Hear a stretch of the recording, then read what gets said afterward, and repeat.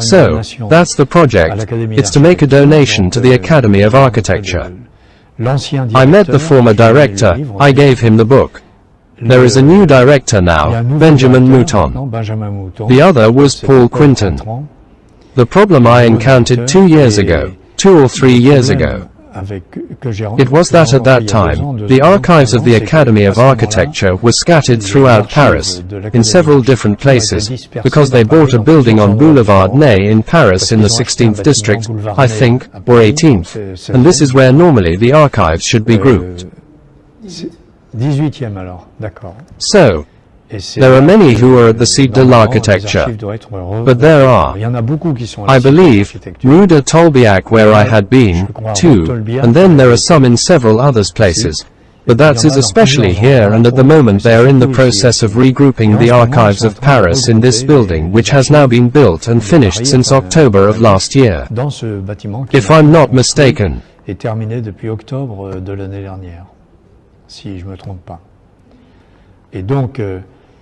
And sir, an architect from the Academy came to my place. His name is Celeste, you may have seen it in the papers. He came to my house to see what it was all about. Il s'appelle Céleste, vous l'avez vu dans les papiers peut-être. Il est venu chez moi pour voir ce que ça représentait. So fortunately, I have a fairly large basement. Well, I have an apartment first, so it's not that big. And then I have a double-closed garage. I have a cellar quite large too. I have the plans of Indochina. I have almost all of them. They are in plastic boxes which are as big as 3/4 of this table there. It's that high. It's full. There are two bins that I call bin 1 and 2. And I have around 15 binders, drawing boards, but old-fashioned drawing boards. It's that size.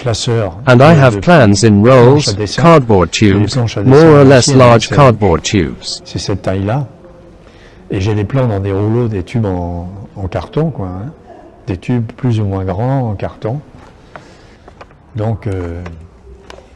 The photos, I have them on my computer, and I brought them to show them to Patrick Celeste, who is also an architect, who is a member of the Academy and who is in charge of managing the collections.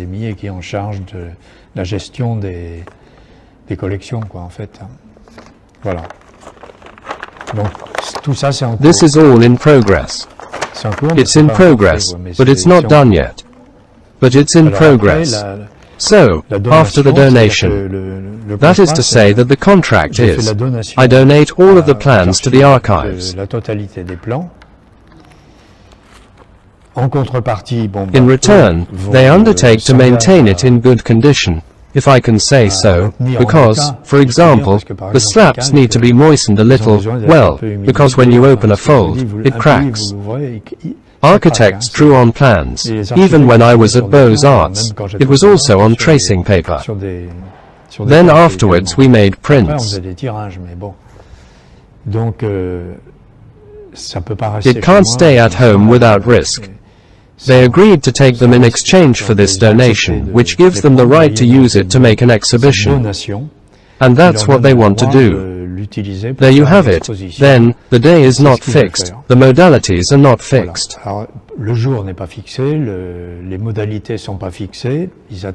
They first wait to receive all the documents, and they have specialists to manage these things. I am not an archivist.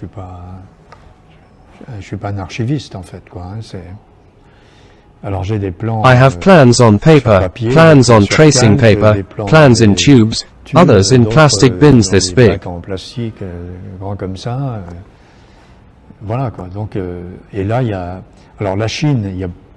There you go, China. There's a lot less on China, because Leonard stayed when my father left Shanghai in 37. Leonard stayed until 46, so there are a lot of shots that stayed there. But we still have some. I have a few though. On the CSF, for example, I have them on certain buildings. The large buildings, Bern, Moisson, buildings of 10 to 12 floors, I have all that, I still have the plans. but in a state. Sometimes, I said, they are damaged. Sometimes, because they were at my brother Bernard's house. There, his wife no longer wanted to see them. It took up too much space.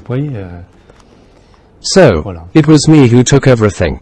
There you go. Now I'm waiting for that. To pass it on, and when they have that, they will manage the quality of the products a little. And then, what is agreed, I believe it is stated in the convention elsewhere. This is the draft convention.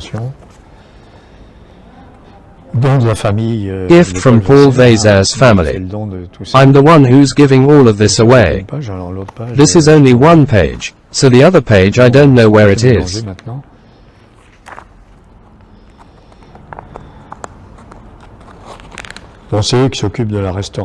They are the ones who take care of the catering.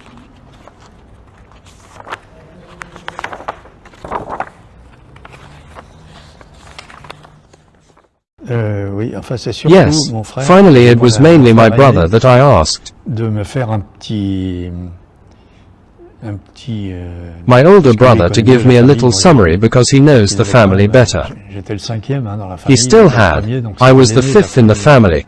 He was the first, so he was the eldest in the family. Afterwards it was my sister who was before him. And so, I told him, give us a CV for Dad because in fact I don't know everything.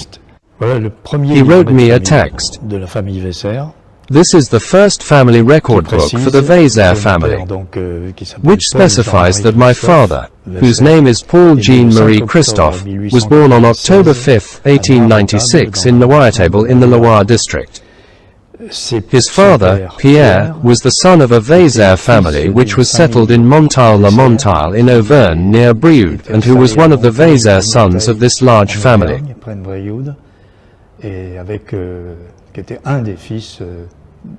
His father, Pierre, settled in Lempdes-sur-Allignon in Haute-Loire, 50 kilometers from Clermont-Ferrand to the south.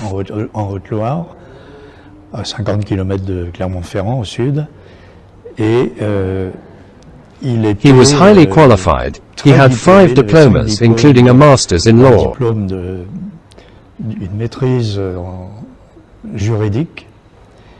He left for a family problem, certainly. He left the family home and went to Madagascar in 1912. He was born in 1869 and left in 1912 for Nosy-Be. In fact, Madagascar, then Nosy-Be, where he died at the age of 40 in 1909.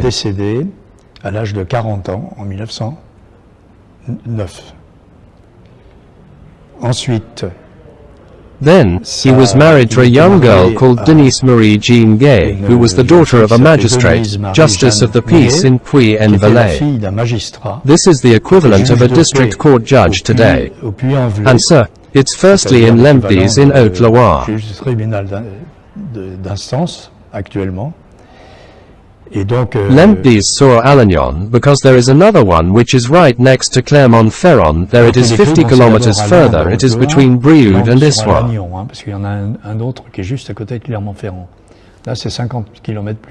From where his 2 grandfathers came, and with his only sister he was raised in the house of his maternal grandfather, then a magistrate, near his mother, his grandmother and his 2 aunts. Among 5 women, specifies my brother, while his paternal grandfather, for his part, was a grain merchant in the same village. It was therefore the latter's only son, Pierre Veysseyre, who married the judge's eldest daughter, Denise Gay.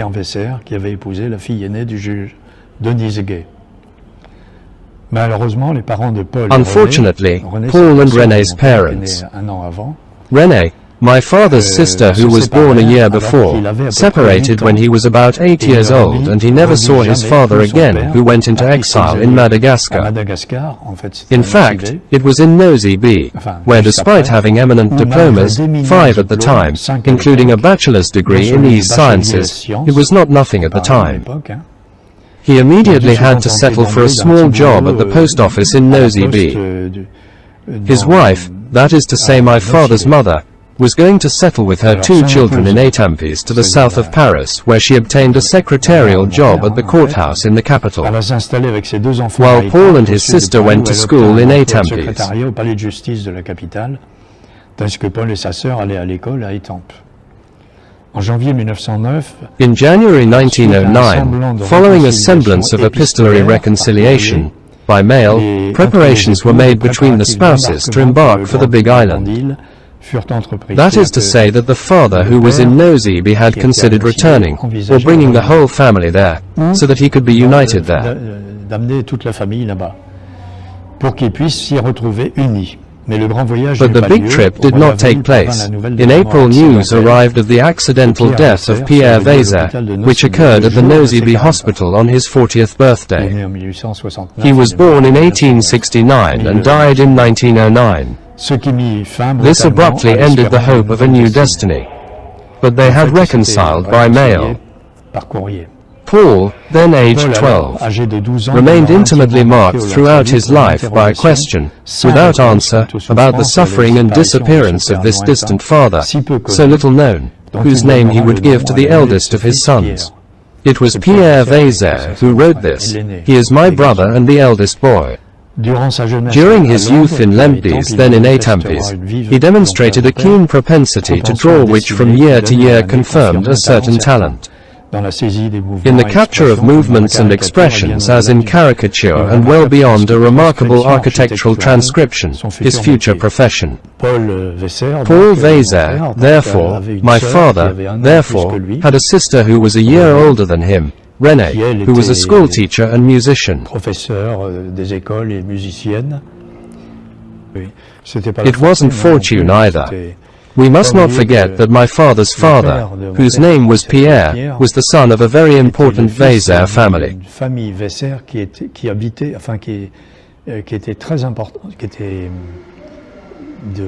who were large landowners, but in a very small village in Auvergne located not far from Brioude, and they were all farmers. Everyone was a farmer, the whole family.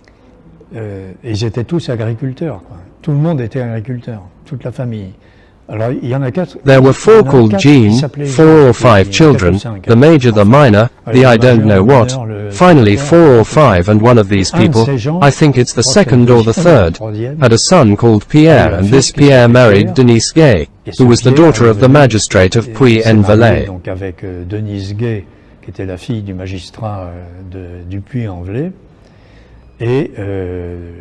And my father was born to this couple, with a sister, Renée, who was born a year before him.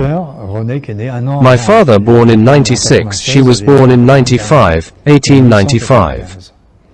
They lived in Lempdes in Haute-Loire, but in Haute-Loire it is in Lempdes-sur-Alagnon, a very small village.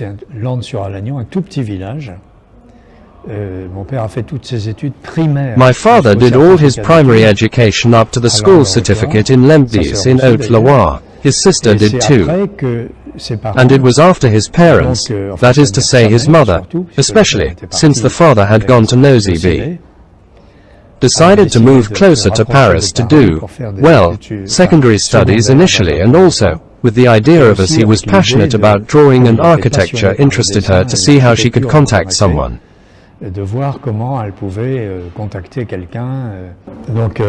My father's mother had friends in Paris. They lived in Étampes. He did his secondary education, and there, in Étampes, he met the city architect, Mr. Martin, who was the city architect. There is always one. And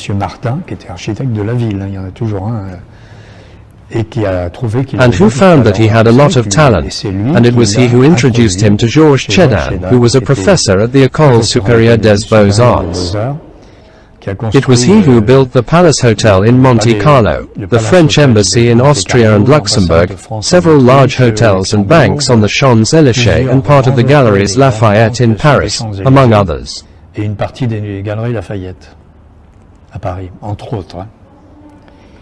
Grand Prix de Rome for architecture, and who had a workshop, with 3 or 4 students, only whom he prepared for admission to the École Supérieure des Beaux-Arts, and my father was one of these 3 or 4.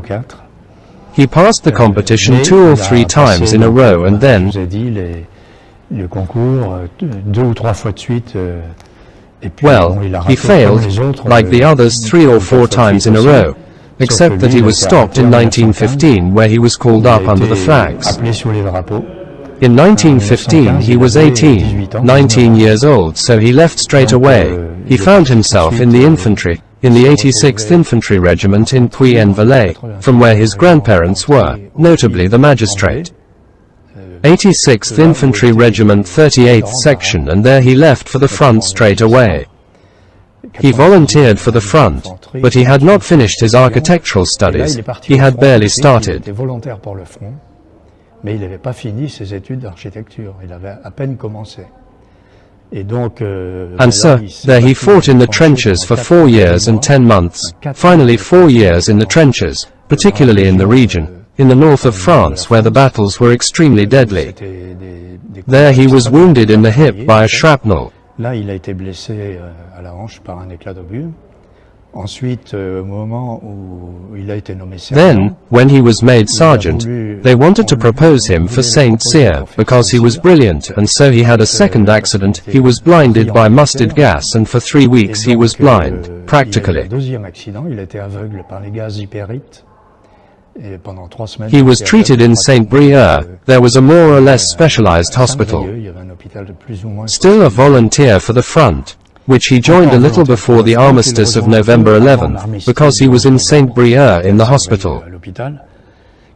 Taking into account his training and skills, he will be transferred the following month to the cartographic service of the headquarters of the 10th Army in occupation at Mainz on the Rhine.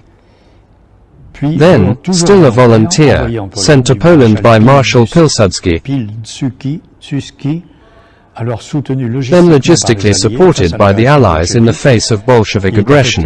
He was assigned to Krakow in May 1919 and finally demobilized in Paris in December 1919.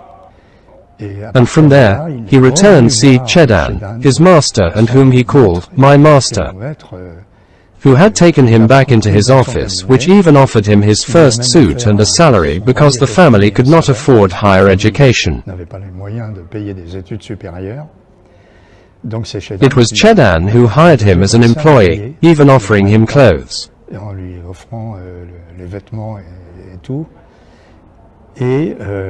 that time, Chedan told him that he could stay in France, but he wanted to leave, to try his luck.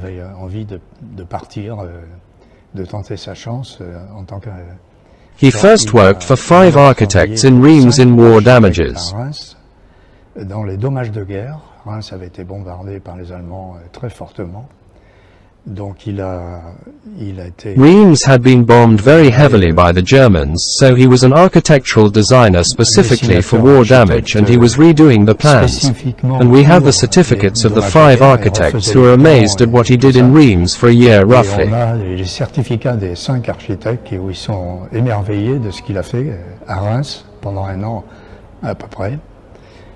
And then, he met in Paris, thanks to Chedan, a company called Brossard et Maupin, which was based in Asia. At the time they were based in Tianjin, and so they offered an architectural draftsman position. My father still hadn't passed the diploma. He attempted the diploma again in 1919, but after 4 years of war in the trenches and after the war he remained almost 10 months in occupation in Germany and Poland. It's been 4 years and 10 months. He couldn't retake an exam, etc.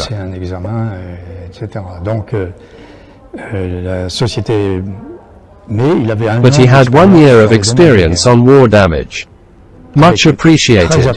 He left for Tianjin in November 1920.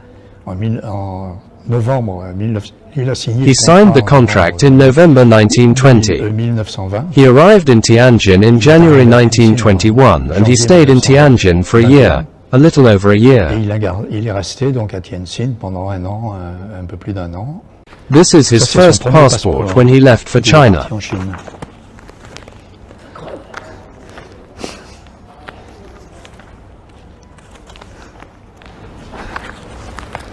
Premier passeport. First passport.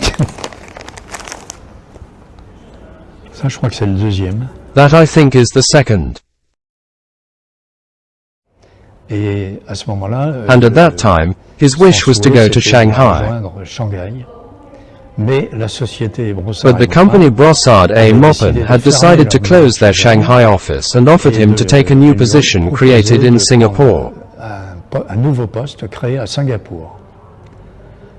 He refused this position in Singapore, and in Shanghai he met another Frenchman who was older than him, who was 7 years old. 6 years, almost 7 years older than him, who was called Leonard, Alexandre Leonard. And Leonard was therefore old, 7 years older than him, and he had finished his studies at the École Supérieure des Beaux-Arts in Paris. He was a DPLG, certified by the government. And he was practicing in Shanghai, and not for long. They met. They decided to create an agency, Leonard A. Veysseyre. Leonard, being DPLG, could be a valid architect in France or in the colonies. My father was not DPLG at the time. But they worked together, and there they participated in competitions, several competitions. Each time they had the first prize, sometimes even the first and second prize, and in particular there was the famous French sports circle of Shanghai, the CSF, Cercle Sportif Français, which they won.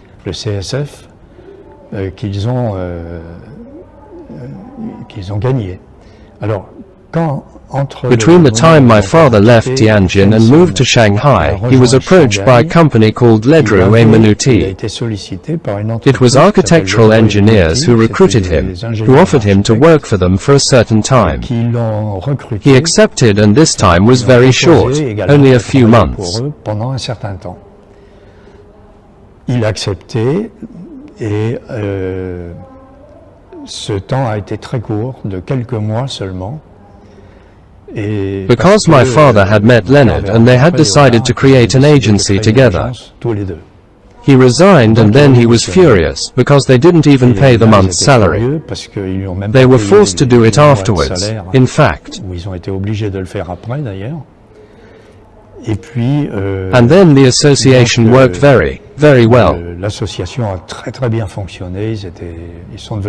They became famous thanks to the French Sports Club of Shanghai, and then from there they started to build buildings, the first buildings, the tallest in Shanghai, which were up to 12 floors. We must not forget that in Shanghai, the ground was marshy, so buildings of 10 to 12 floors did not exist, and the foundations were Oregon pine piles. Trees actually made of Oregon pine of different diameters or depths, depending on where the building was built.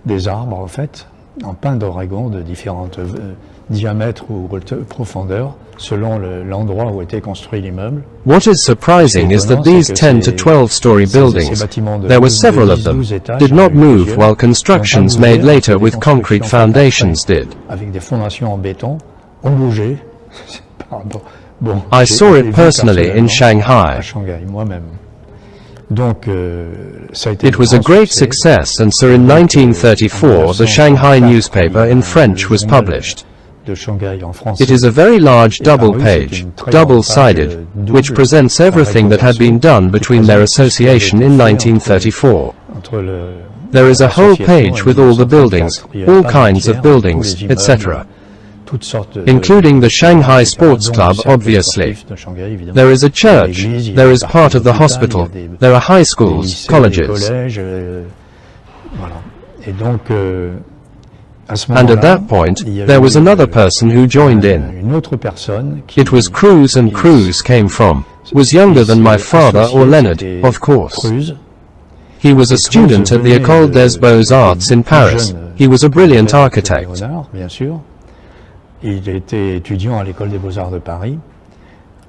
And he had been called by a friend of my father, who had won the Prix de Rome for sculpture, Jean Cher, and who had also studied at the École des Beaux-Arts in Paris.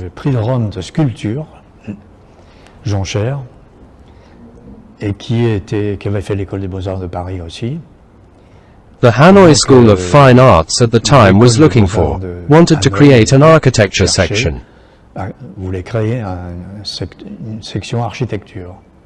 Through an intermediary, they approached the École des Beaux-Arts in Paris, saying that they needed to create an architecture department. Did the École des Beaux-Arts know anyone among the students who could be a candidate for this position? At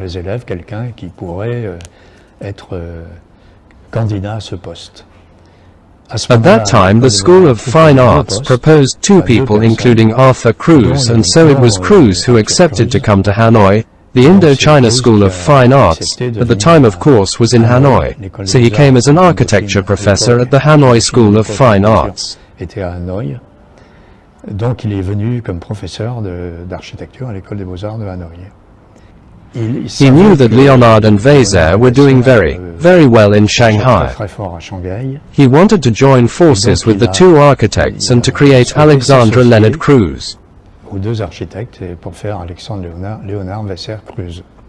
Voilà. But, in reality, I learned this recently from a Frenchman who lives there in present-day Vietnam, that in reality he was already a year in advance in Shanghai, where he had married a French woman.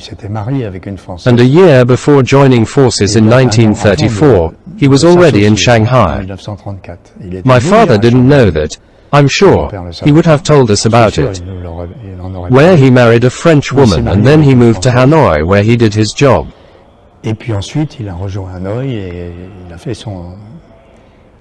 But when he joined forces, he very quickly wanted to go on a mission to Indochina.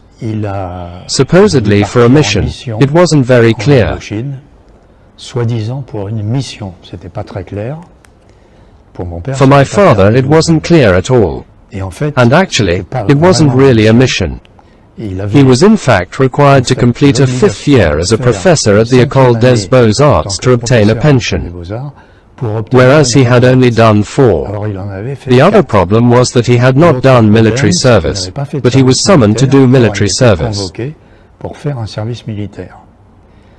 He supposedly went on a mission with a salary that the Shanghai office continued to pay, and actually elsewhere when he was in Shanghai. The military service, I don't really know what he did, but he worked as an architect. He reopened his architectural office. He spent a year as a professor at the School of Fine Arts in Hanoi to benefit from retirement since it took 5 years. And at the same time, but secondarily, he worked for the French army. He built buildings for a villa that was quite fantastic for a baroness. Leonard and Veysseyre were not aware of this at all. This is how it happened. And in the newspaper of July 14, 1934, there is the photo of the buildings that they built, but behind there are the 3 photos of Leonard, Veysseyre and Cruz, while Cruz did nothing with this entire page. Nothing.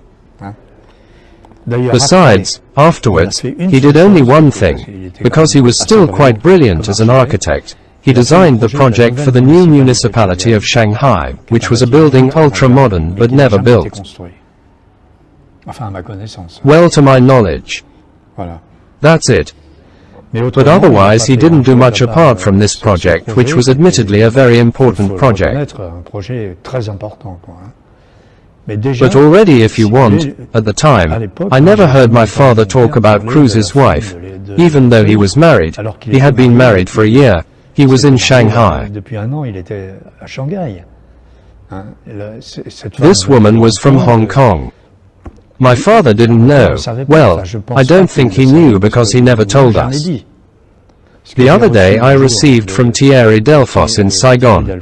He told me, I found out about the complete cruise curriculum and I told you. It's the one who told me.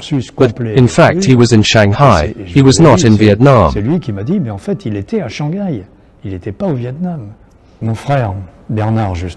My brother Bernard actually knew that Cruz had family in Paris, in the 16th arrondissement, and so, I don't know how he knew it, but anyway, he knew it. And he went to see the girl adopted, it seems, adopted, from Cruz. I don't know if it's the daughter of the woman he was married to, or if it's I don't really know. Well, and this girl told him that Cruz when he returned from Indochina, was associated with Bruel, one of my father's friends, s'était associé avec Bruel, un des who signed the congratulatory telegram, qui a signé le télégramme partnered de with Bruel in félicitations, Paris, etc., and therefore s'est associé worked avec with him. Bruel à Paris. Et donc, a travaillé avec lui, quoi. Alors, je sais pas. So I don't know in what, Et que, en finale, and that in the end, he set fire to all il his avait mis archives feu à and toutes killed ses himself. archives et qu'il s'était donné la mort. Alors maintenant, point d'interrogation. So now question mark. Et donc, And sir, mon père est my father married the first time to a woman who was, in France, who was a avec drawing une teacher, femme qui était Elise Rieuf. en France, qui était professeure de dessin, Élise Rieuf. Bon, Well, this first marriage didn't last very Le long. mariage n'a pas duré très longtemps. Alors, en In 1927, 1927, en in il France, rencontre et he épouse met and Élise married Rieuf, Elise de Rieuf from Massiac. Massic. Ah oui, il était très content Ah, avec le maire yes, de Massiac. he was very friendly with the mayor of Village de Massic, Cantal, proche de Londres, Cantal en village near Lempdes in Peut-être par Haute-Loire. l'intermédiaire de son Perhaps cousin through her Jean cousin Chabrier, Jean qui de était Chabrier, who was the mayor, qui who habitait also aussi à lived in Massic, etc. Le etc. jeune marié est parti en Chine, sans une halte. The newlyweds left for China, not without a stop in Indochina, where Elise continued to devote herself to painting and drawing, his passions, before teaching Et them. en 1930, le clou. But in 1930, the couple separated without children. Élise revient en France où elle divorce. Où le divorce Elise se prononce en Rieuf returned to 1931 à France, where the divorce was pronounced in 1931 to her dans un de fault. ses livres que j'ai. She herself wrote it in one of her books, which I Professeur have. de dessin. Elise Rieuf was a drawing teacher, and she was truly C'est an une artist. véritablement. Donc, That's c'est kind ça of what qui a attracted attiré my mon père, father, je pense. I think, and then she Et came to puis, China. bon, enfin, c'est elle qui. Elle est venue en Chine. He invited her to China, and well, it seems that she had morals that were not quite in my father's mind. She was very free. Dans l'esprit de mon père, quoi. Elle était très libre, très. In Paris, she worked in Paris. She had been a drawing teacher in Paris, and she was, I would say, very free of morals, as was the case, which was good at the time. De mœurs, comme c'était le cas, ça faisait bien à l'époque. She practiced, she went to intellectual bars, in inverted commas, Intellectuels, entre guillemets. Procopius or things like that. Procope ou des choses comme ça. Voilà, That ça, was a c'était bit peu of a le point negative négatif, point between the entre les two. deux, quoi. Parce que mon père, lui, a Because my travaillé father worked a énormément. lot. Voilà. They Et donc, divorced je to pense her que fault. ils ont divorcé à ses torts, à elle. Voilà. Bon, Because parce she que no longer c'était accepted plus that de- my father worked too travail. much. Mon père He was était- too busy with his travaillait business. trop, il était trop pris par ses affaires. Et voilà. Elle She was quite assez fickle, volage, but she had a lot of talents. Bon, In mais elle fact, avait she beaucoup had de talent, exhibitions in d'ailleurs. China not long Elle a fait ago. des expositions en Chine, même il n'y a pas longtemps. Enfin, elle est décédée, mais... She died, but her paintings were recognized as being of great artistic value. Au niveau artistique, en fait. Hein. Bref, ils se sont séparés. In short, they separated, and so it was after this separation that my father, during a trip to France to see his family, met my mother in Paris, Rue de Rivoli, in a store. A rencontré ma mère à Paris, rue de Rivoli. And it was love at first sight. That's what my mother told us, my father too. Ça a été le coup de foudre réciproque, c'est ce que ma mère nous disait, et mon père aussi d'ailleurs. Et He il therefore s'est marié remarried my donc mother, avec ma whose mère, name was Martha qui s'appelait Suzanne Anne Marie Guérin, who was born in 1908 in St. Maixent-le-Col in Deux-Sèvres. Quand When ils they se sont met, connus, she was elle working in travaillait à Paris, and she lived at 118 Rue de Rivoli, where she worked in a luxury store selling leather bags of different travaillait dans un brands. magasin de luxe de sacs en cuir de marques différentes. Voilà, son père était, Her father was a soldier, était a police militaire, officer. était gendarme. He had fought in the War of 70, and his mother was in Lepine in a small village on the island of Neumautia. À l'Épine, This dans un is where petit my village mother de lived during her youth. She had a brother and a sister older than her. Sa jeunesse, elle avait un frère et une sœur plus âgés qu'elle. Donc, le mariage Marriage avec to mon my père, father c'était was le love at foudre. first sight. Mon père My était father à was in Paris. il a He met été- him in this luxury il l'a store rencontré on Rue de dans ce Rivoli. magasin de The love at first sight was mutual, according to my mother, and they got married on October 27, 1933 in Paris in the first arrondissement. A month later, in the month, he went to Neumautia in Lepine, the small village where his parents were, to say that they were going back to China directly with his wife Suzanne.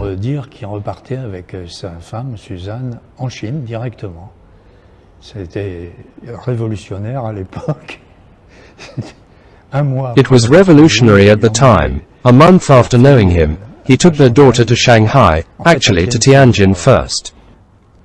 In Shanghai, he also participated as a reservist in operations. For example, there were unrest in Zhikawei. Well, after 5 years of war and everything, he knew how to shoot a rifle. He was in command right away, and he had been a sergeant in the army, but there he was immediately made second lieutenant. He therefore commanded the auto machine guns at the time. He did his military work during the Zhikawei troubles. It was decorated locally. Then it took over the architecture, and then in 1937 the Japanese attacked China.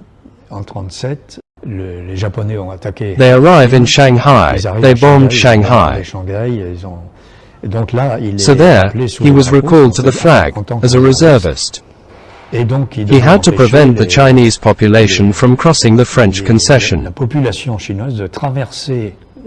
They put auto machine guns in the streets. The Japanese had cannons, and if they fired a single shell, they were swept away, but they didn't do that.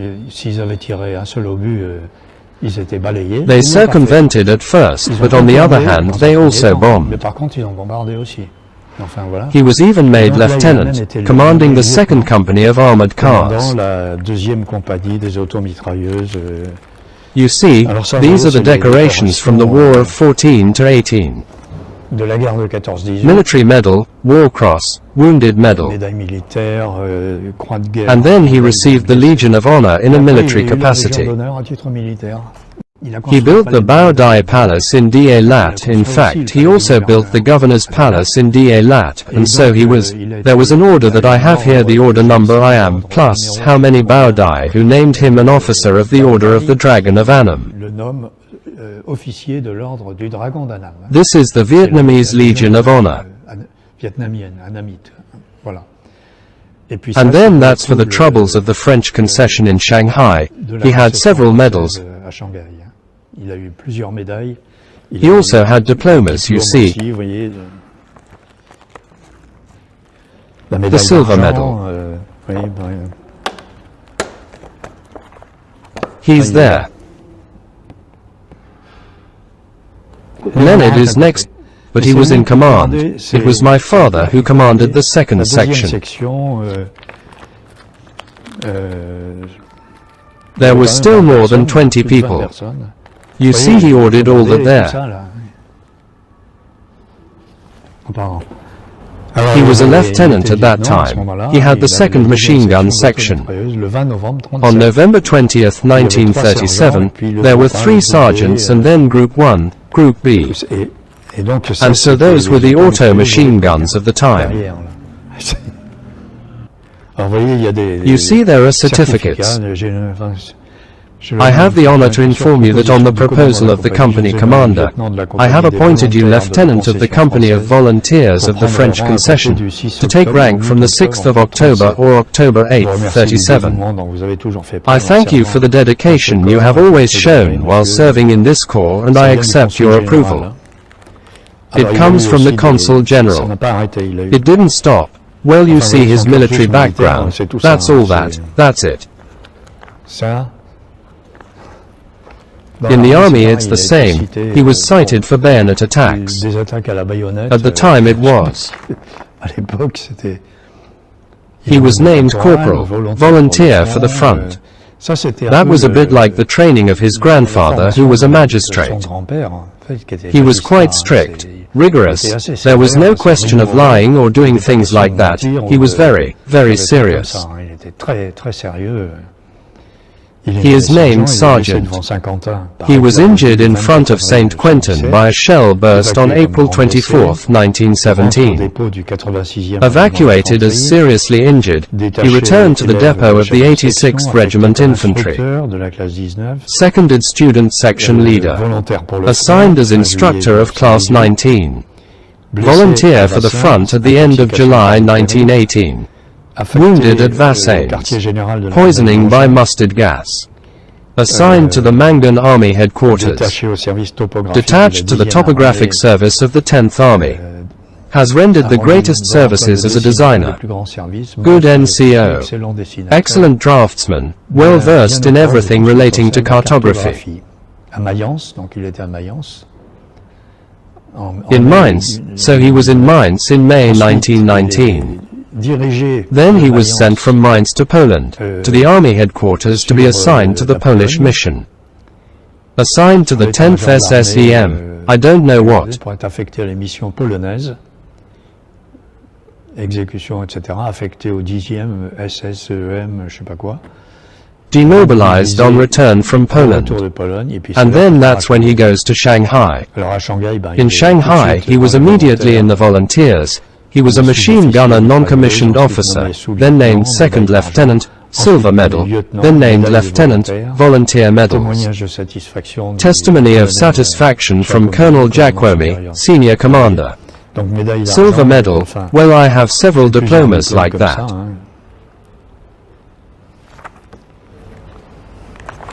UC, volunteer medal.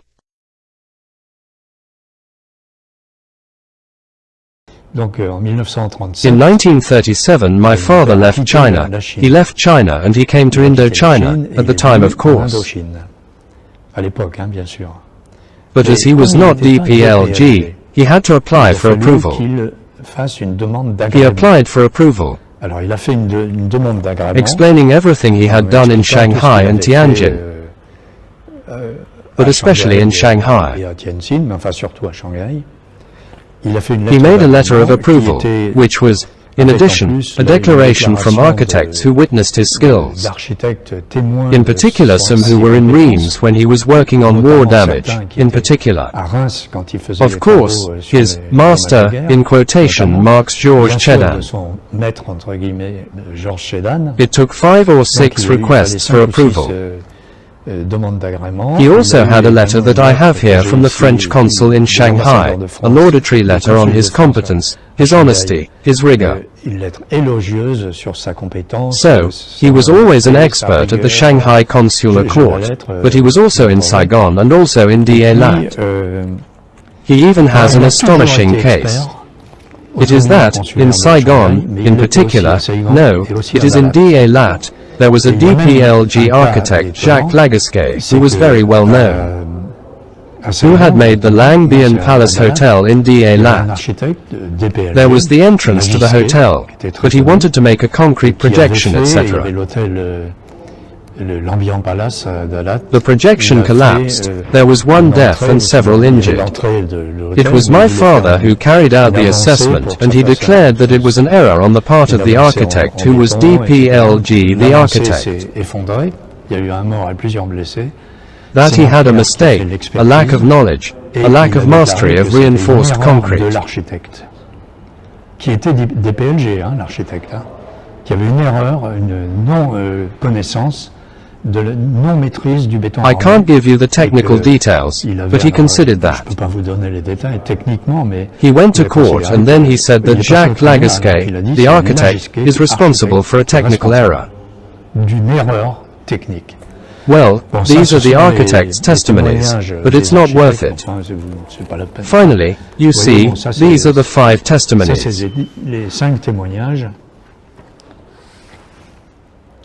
And then that, I'm not reading you, it's too long, it's his request for approval, it's the original.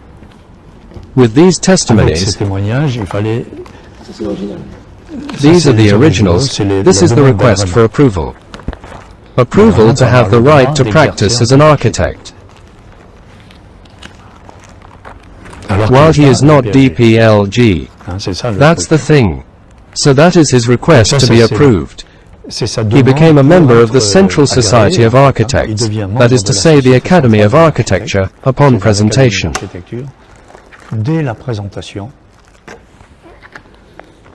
And he receives, you see, here is the confirmation letter that he is approved. He is already certified, but he is a member of the Central Society, and immediately he receives congratulatory telegrams and he receives the diploma. See the telegrams from the architects he knew in Paris. Unanimously elected. Here's the diploma, except that it's that big. I have it at home. Then the medal, you see, that's it. So, it had to be declared. If a foreigner wanted to stay there, he had to officially declare it. It would seem that, then there are doubts and uncertainties. This is because Leonard had remarried.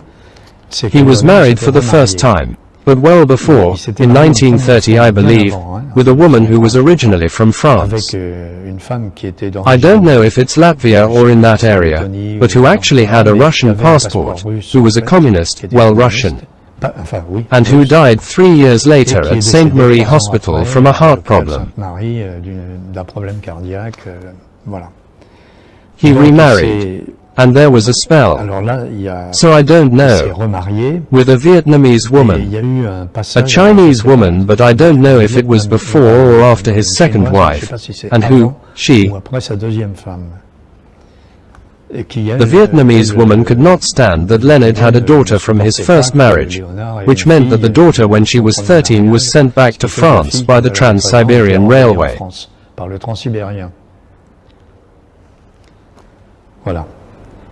She was welcomed into my father's family in Puy-en-Velay. My father's parents put him in a boarding school in Issoire. It's a small town not far away, which is also in Haute-Loire. And she did brilliant studies. She even passed her baccalaureate in Issoire. Afterwards, this girl also married a certain de Chiffre. André de Chiffre, who came from Le Havre. So, the girl returned to France, so she obviously grew up. She was 13, I think 12 to 13 years old. She was at school, but my father's grandparents put her at Issoire school. She was a boarder, she passed her baccalaureate, etc. Then she met this de Chiffre. Finally, the father of André de Chiffre. Not the father, André de Chiffre, when he was in Toulon. He worked in Toulon, I don't know more about what. Finally, there it is. And then the day, the Guomindang decided to arrest people who had not officially declared themselves to the municipal services. As if by chance, the police arrive in front of the building where Leonard lived.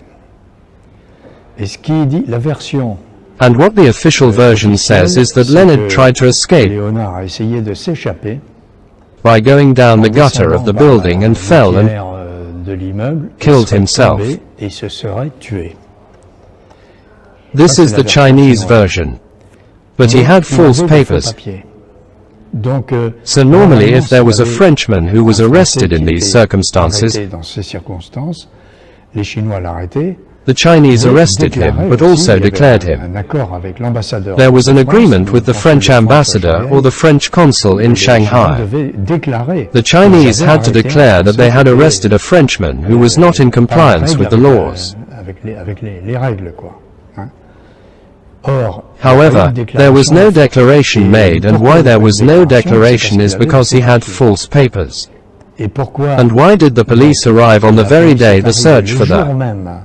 For my father, it was because he lived with a Chinese woman at one time, and in the end, they didn't get along, they didn't not marry, and get separated, etc. But the Chinese woman couldn't see it, and she couldn't stand the daughter he had from his first marriage. That's why he sent her back to France. For my father, it was the Chinese woman who declared that Leonard was still there in this building. Now that's not a certainty, it's a probability. Because as luck would have it, on the very day the ban was implemented, why were the police there? Second thing, Leonard was a sportsman, really very sportsmanlike. He swam and he was a swimming champion. He did rowing, well, mostly water sports. He didn't hunt much. But he's not the type to go down the gutter to escape people down there. In my opinion, if that's the case, they must have helped him down by shooting on, something like that. But I don't know about that, it's me who. But for my father, it's more of a denunciation than the soldiers, or the police who were in charge. How? Why on the day this measure was in application, they were at the foot of the building where Leonard was?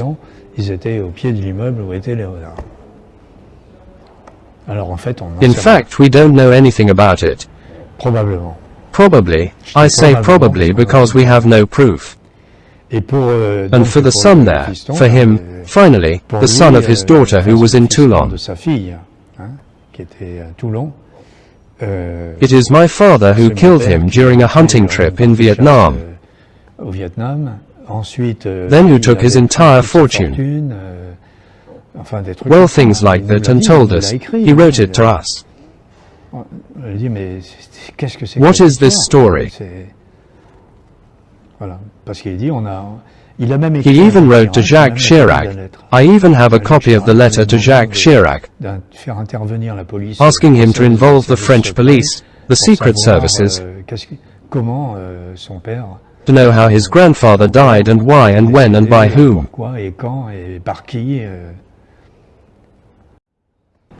Regarding Saigon, we left in 46, he left in 46.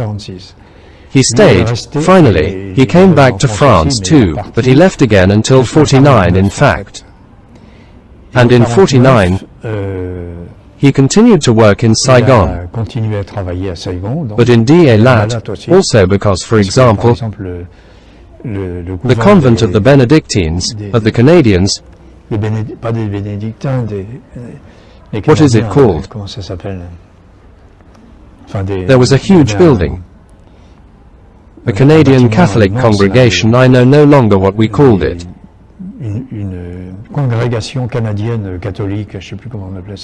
Maybe it will come back to me. It wasn't finished, and when he left there were a lot of thefts on the construction site, etc. He took care of a trial, finally with people who had stolen tools and stuff from the construction site. There were some problems. And then the last things he did was finish the Dan Lok Hospital, where there were 22 buildings that were about 3/4 under construction. There was the Majestic Hotel, there. It wasn't him who did it. It had been built since 1930 and some, but he redid the entire facade and added a floor with terrace, bar, etc. And then, I also believe 2 or 3 villas that he built around Saigon, near the airport too. A notary in particular who was my father's notary in Vietnam, in Indochina at the time. But where he built a lot of villas was in Eilat. Bellevue Hill was very residential, and there he built villas, but for very rich people and superb villas. The large buildings he built in Saigon include the Navy building, which was an embassy. What I wanted to say is that he won a lot of prizes. Often, he had first prize or even second prize. He made Phnom Penh a fantastic residence, which was not built because it was too expensive. But you would see the plans, so this is really the best of the best. It was in Phnom Penh near the lake. A residence, but then the plans are extraordinary. And there he got second prize because of the operation. He did the best he could, but it was too expensive. But on the other hand, the Navy building took first prize. He very often won first prize or sometimes first and second prize. Often, he made two plans and won first and second prize on buildings, hospitals, schools. In Shanghai, the same. I have a list of all the awards he won in Shanghai. It's incredible. We were in Da Lat at the time. I barely remember much of Da Lat. Afterwards, I went there. I stayed for a month. I didn't have a memory, because Da Lat was occupied by the Japanese in 39 to 45. The Japanese command moved into our house, with a colonel. Because there was the house and then there was an office next to it. It's the drawing office, in fact. The colonel is installed there.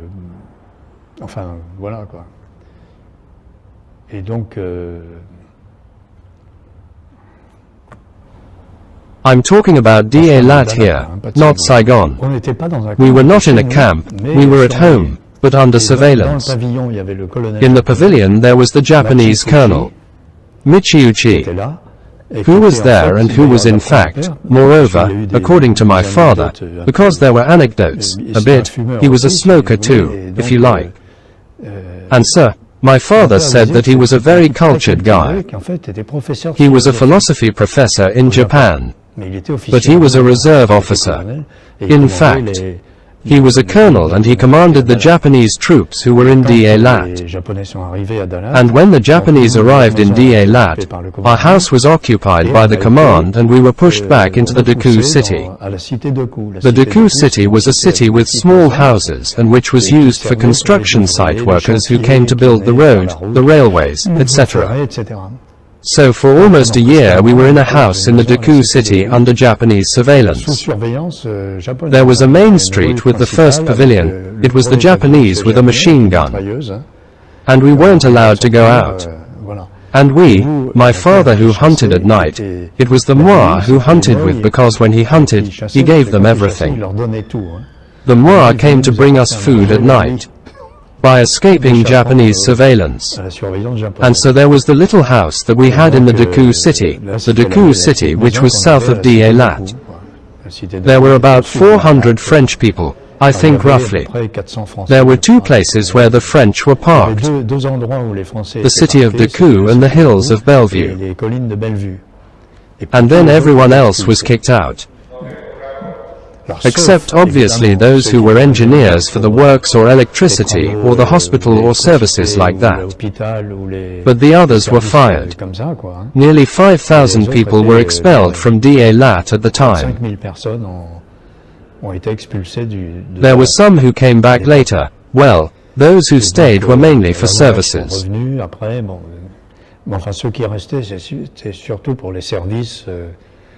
The water had to work, the electricity had to work, and there you have it, the hospital. There was also the Pasteur Center, the vaccines, well, all that was. Da Lat is at an altitude of 1,500 meters. It was a rest station for the French army when they were wounded, they came to recover. The wounded of the French army. And when the Japanese were there, it obviously ended.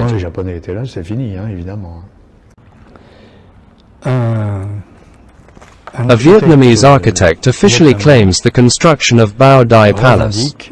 La construction du palais de Bao Dai. Officiellement, Despite all the letters that I showed you from the Minister of Rights and Works, the Minister of Finance, the summons for the handing over of keys, etc. I responded via the internet, on Facebook, that it was pure and simple lie, etc.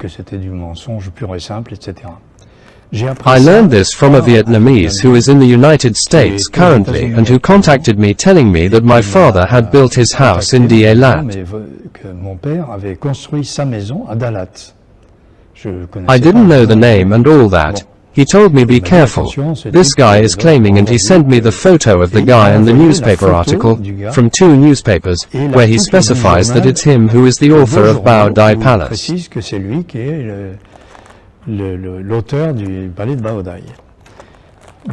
I contacted a guy who has become a friend, if you like, who is in Dalat, who is a French teacher and director of a school. And I told him, but Dalat, the Bao Dai Palace, it's in Dalat. I was asked because there is work to be done by the municipality, by the Dalat tourist agency to provide the plans.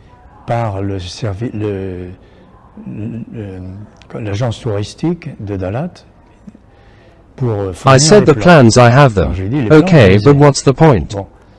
This Frenchman said to me, Nicolas Lemonnery, his name is, he told me, in any case, you must not respond. There is no point in responding to the municipality, it has no power to Dalat.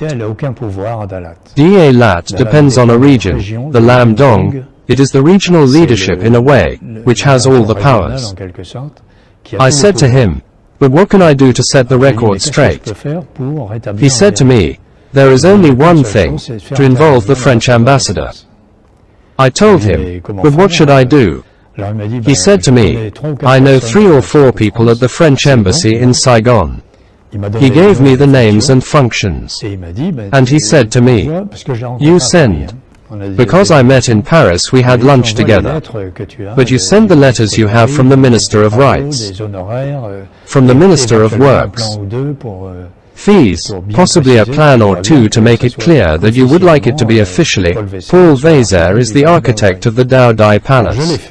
So I did it, I sent, he gave me names, I sent these people the information, the copies of the documents that I showed you, the official letters, etc. And some plans, and the French ambassador came to Dalat to give a conference and to hand over himself as French ambassador, give the Lam Dong management the plans that I had sent in the meantime.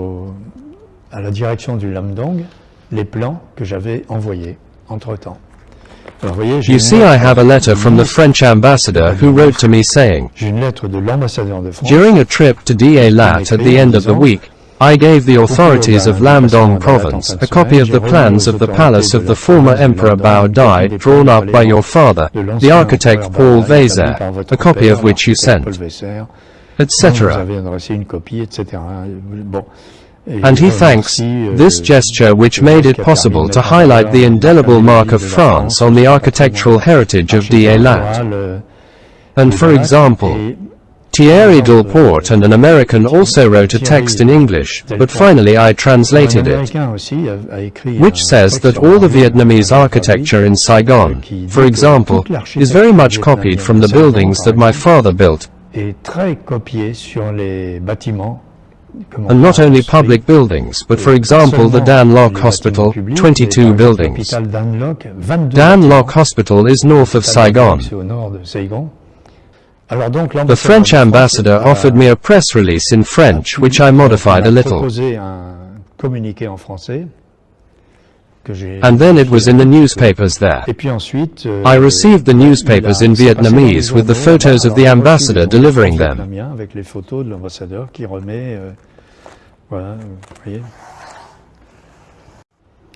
So, there are 3 children who were born in Shanghai. Jean-Marie in August 1934. Pierre in October 1935. You see, it works quickly.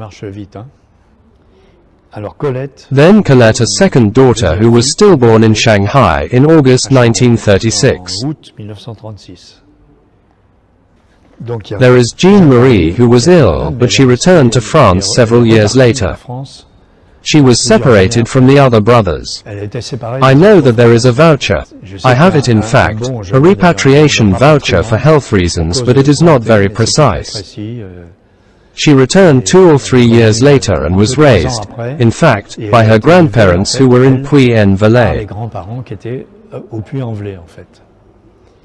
And when we came back from Indochina in 1946, we had never actually seen it. On l'avait jamais vue en fait. We didn't know her. On la connaissait pas quoi. When we later moved to Rennes, because in Tianjin, my father knew an architect who lived in Rennes, a Breton architect named Gillet, who was a guy. He was even a friend of my father in Tianjin, but he didn't stay. He didn't stay in China. He went back to Brittany, to Rennes, as an architect. He attended the Regional School of Fine Arts in Rennes and graduated from the École Supérieure des Beaux-Arts in Paris. So, they had known each other in Paris, but they were friends. And my father asked Gillet, in Rennes at a time when things were going very badly with Indochina, he had considered returning to France for the whole family. And he asked Gillet to look for a large house with a large plot of land in a very chic neighborhood, etc. We actually had a very large house with a plot of land with 2 pavilions at the ends, with a hen house on one side and in addition, a double garage, and then a pavilion for a Mr. Cohen and his wife, gardener, at the same time a cleaning lady finally, etc.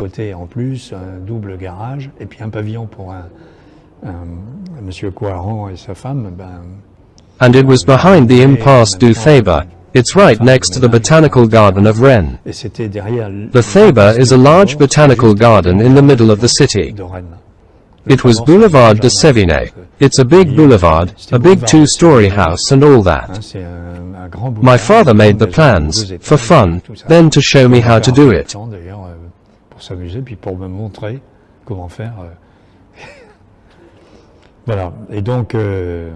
There was family reunification, and that's the picture a bit. The return to France took place in practically. Well, there were a few return trips, but very little between France and Indochina or China itself. Quelques allers-retours, mais très peu, entre la France et l'Indochine, ou la Chine même. My older sister, Jean-Marie, returned to France from China by plane with my mother, who stayed 6 months in France with her and who was with my father's grandparents in Puy-en-Velay. She went to school in Puy-en-Velay. She was looked after by my father's grandparents in Puy-en-Velay. Then my mother stayed with her for several months. I think it was 6 months, I'm not sure, 4 to 6 months, and she came back to China. She was the eldest in the family and was born in China in 1934. In 34 she was still in China. In 35, it was Pierre who was born in China, also in 35. In 37, Bernard was born there. Yes, it was Bernard who was born in 38. In 40, it was Guy who died at the age of 2, at the beginning of 40. I was born in December 41. And after that there was Alan, who was born in Dalat in 44.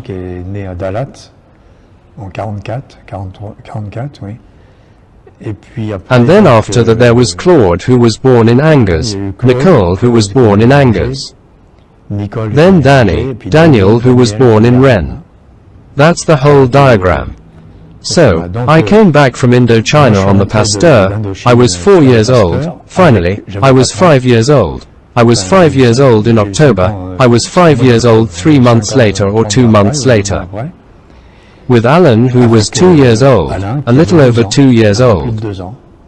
I remember the pastor just a little bit because my feet were sticking out of the bed they had given me. And then the memory also of a soldier, because the pastor was actually a troop transport originally. It's a liner, a huge liner, well, a very large liner. And also, a soldier who carried me over the railing, because as it was pitching, I screamed in fear. Well, some stupid stuff. And then, that's it. And then we went straight to the family in Puy-en-Velay.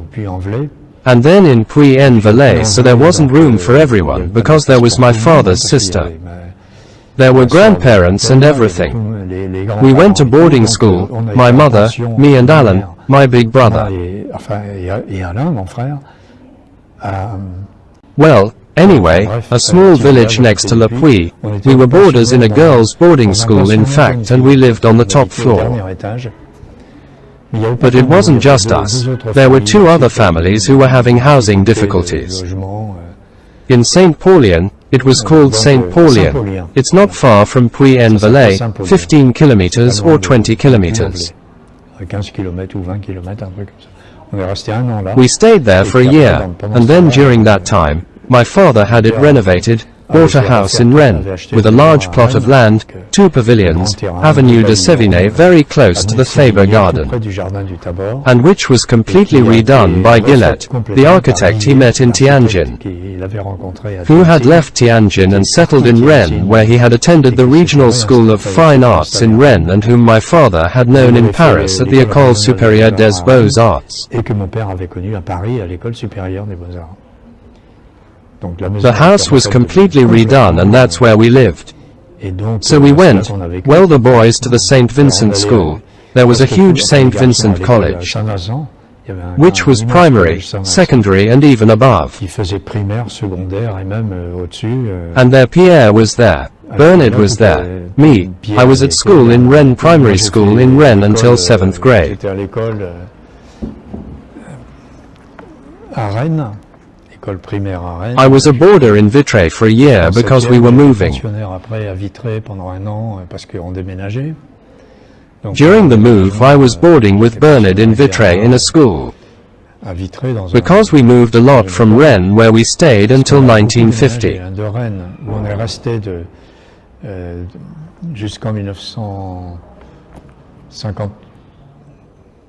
We came back from 49, 53, 53. Then we moved to a property in Saint-Cyr-sur-Loire near Tours. In one property, there were 7 hectares. But the problem was the school because there were all the children. The school was in Tours. Then my father resold the property. We bought a house. Finally, he bought a house on Boulevard Béranger in Tours. So there, for schools it was practical. Obviously, there was high school, there were primary schools, there was everything. Then we moved again to Tours. We were on Rue Roger Salengro. This was when my father was very ill.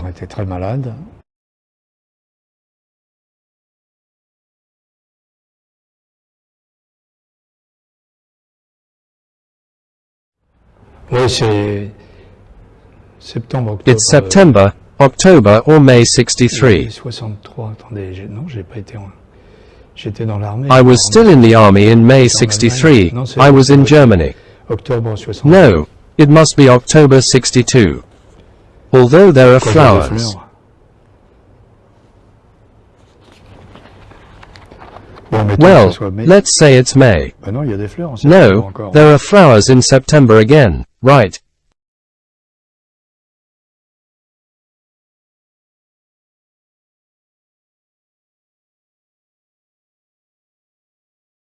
Let's say September 62 then. That's my mother and those are the children. But that was in 54 I think. Yes, 54.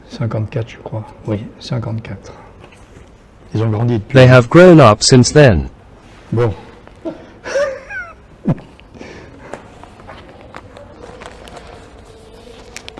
My father was, I would say, very. There was no need to lie. You see, it was. Everything was very clear. It was. When he was very ill, because he had an operation, I will always remember it, with emotion in fact. He asked Bernard, who was older than me, a little older, and me to come to his office, because he knew he was going to die. He had been operated on for cancer, and the cancer had spread. His liver was affected.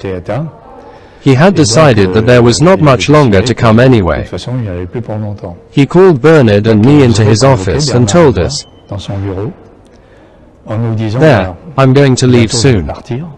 I entrust the whole family to Je you. vous confie toute la famille. You are both responsible for what will happen, with the children, with your mother, for the future." Avec les enfants, avec votre mère, pour le futur, quoi. And so then, he made a very short moral testament, Moral, très court. where for him, the main thing was family. L'essentiel, c'était Everything had to be done for the family. tout devait être fait pour la famille. S'il y en avait If someone was going off the rails, they had to be il helped. fallait l'aider, et puis, But it was absolute solidarity whatever the absolue, quelles que circumstances. soient les circonstances. Obviously, and my mother came first, we had to support her until the end. La soutenir jusqu'au bout, quoi. So, it was, I remember, for me and for Bernard, it was, really, we said, but we're not capable, I don't know. On n'est pas capable, ou Yes, je sais pas, you are old enough now to do Si that. vous êtes assez grande I had maintenant, to, pour faire I ça, did it. vous faites, I moi, assumed my j'ai fait responsibilities when I was young. Now you are old enough to assume the yours and those of the whole family if I ever aussi leave. ceux de toute la famille, quand, And si what je will vais pas, happen soon? et ce qui va arriver, He knew it il perfectly. le savait It was. parfaitement, hein.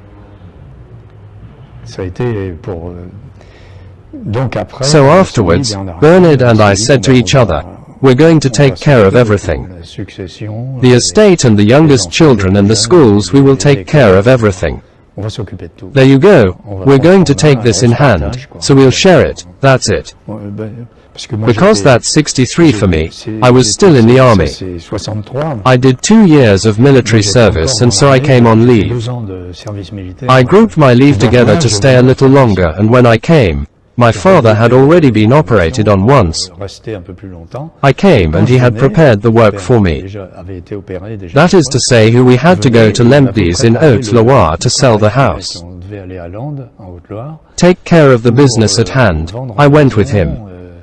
S'occuper des affaires en cours. Donc j'allais avec lui et puis voilà. And then he had a building site. He had built a house. His last villa was in Lude. He had built a magnificent villa in Lude, in Sarthe, which was built on a medieval castle, in fact, on the ruins of a medieval castle. Sur les ruines d'un château de They raised the very top of what was left, finally the walls and the foundations which had to be fixed. Obviously, he built a villa for a guy. His name was Confonant, who was very rich and who worked in Madagascar. et qui travaillait à c'est pas Madagascar, je sais plus, je crois que c'est Madagascar, enfin c'est un type Confolant, il s'appelait. And there I also have memories because, Et là, the j'ai des workers. souvenirs aussi parce que I remember my father coming. He looked at the room, then he said, "But this is not straight. The wall is not straight." là c'est pas droit, le mur est Well, pas droit, I'm exaggerating, a centimeter on the other side. Sometimes there are things. People were, they couldn't believe it. A moment to return. As there were the foundations of the old castle, he had made a balancing staircase. de l'ancien château. We swing a staircase when it is in a circle. The architecture is balanced. And the workers couldn't do it, and he said to them, "Give me a trowel and some cement. I'll do it myself." And he showed with the trowel, an hourglass and how to make a staircase. Avec la truelle et un sablier, comment il fallait faire un escalier. Vous voyez. You see. Bon. Voilà. Vous savez tout. Well, you know everything.